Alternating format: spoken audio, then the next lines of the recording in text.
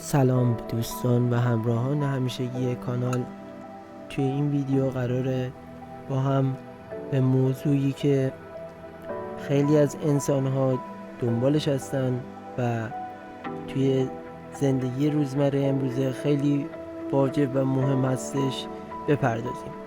موضوع این ویدیو اینه که با انجام چه کاری ما میتوانیم ثروتمند بشیم، یا اگر رزق و روزی ما بسته شده و جلوش گرفته شده چه کاری باید انجام بدیم که رزق و روزی ما دوباره برگرده. توی این ویدیو قراره با هم به این موضوع بپردازیم. اگر خواستید از ویدیو حمایت بکنید همین الان چنل ما رو سابسکرایب بکنید و زنگوله بغلش هم فعال کنید تا از جدیدترین ویدیوها با خبر بشید و برای حمایت میتونید ویدیو رو لایک کنید و به دوستان و آشنایانتون ویدیو رو پیشنهاد بدین. شما همین مگس رو ببینید که توی زندگی برای خیلی چندشاوره. اگر برید در موردش تحقیق بکنید میبینید که خیلی مزایا و خواص عجیب و غریبی داره که ما از اون بیخبر و آگاهی کامل رو نداریم. مثلا قبول نداشتن و اعتقاد نداشتن به برخی مفاهیم دینی اثری در حقیقت هسته‌ای نخواهد داشت. مثلا اگه کسی بگه من به خیس شدن در زیر بارون اعتقادی ندارم، ما به چنین شخصی میخندیم، چون به چشم خودمون خیس شدن فرد رو میبینیم. یعنی چه اعتقاد داشته باشی چه نداشته باشی، بارون باعث میشه که لباس اون فرد خیس بشه. سوره های قرآن هم از این معجزات برخوردار هستند. یعنی با خوندن این آیات شما در زندگیتون معجزاتی اتفاق میفته و انرژی مثبت‌هایی وارد زندگیتون میشه که اون رو میتونیم از مبنای الهی و دینی مطلع شویم. شاید الان توی ذهنتون سوال شده باشه که توی قرآن چه سوره و چه آیه‌ای بخونیم که ثروتمند بشیم. بذارید قبلش من یه سوال از شما بپرسم که آیا خداوند بخشنده و مهربون هست یا نه؟ که آیا این خدا قادر مطلق هست یا نه؟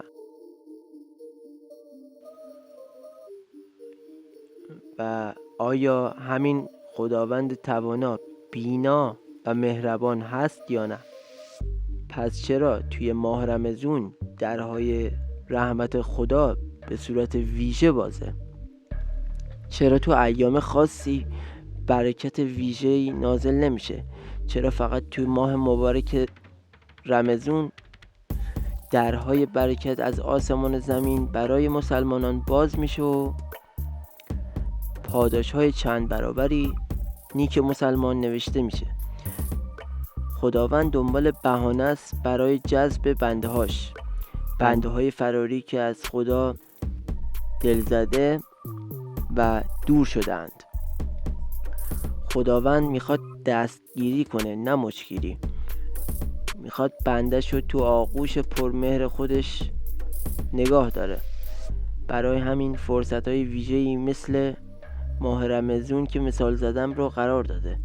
درست مثل فروشگاه‌های زنجیره‌ای که تو فرصت‌های خاص و محبوب خودش تخفیف‌های ویژه میذاره تا مشتری جذب کنه.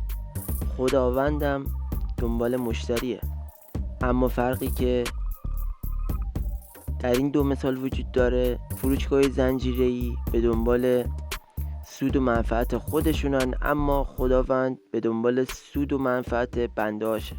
همونطور که میدانید خداوند نیازی به نماز و روزه گرفتن بنده‌هاش نداره و این ماییم که برای رشد و ترقی و قدم گذاشتن در مسیر کمال به سمت خداپرستی و عبادتش باید این کار رو انجام بدیم. درست مثل دانشجو و دانش آموزی که برای پیشرفت تحصیلی باید درس بخونه.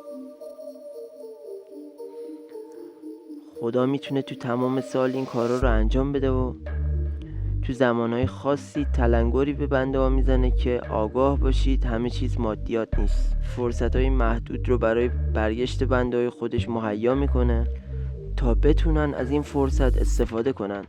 البته این برای تشویق شدن به خوب بودنه و یعنی خدا همیشه میبخشه و همیشه به بندگانش خیر و رحمت نازل میکنه.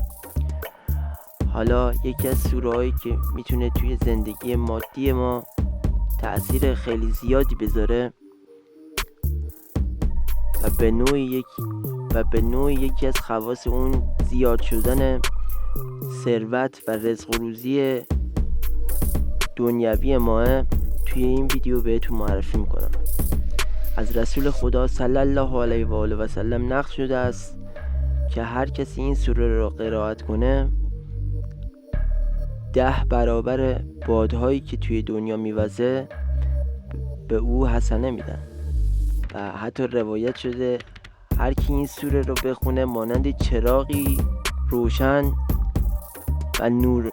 و نورانیتی در او ظاهر میشه. تو روایت دیگه ای از حضرت اومده کسی که این سوره رو قرائت کنه خداوند امور و معیشت او رو اصلاح میکنه و او روزی فراوان بهش عطا میشه.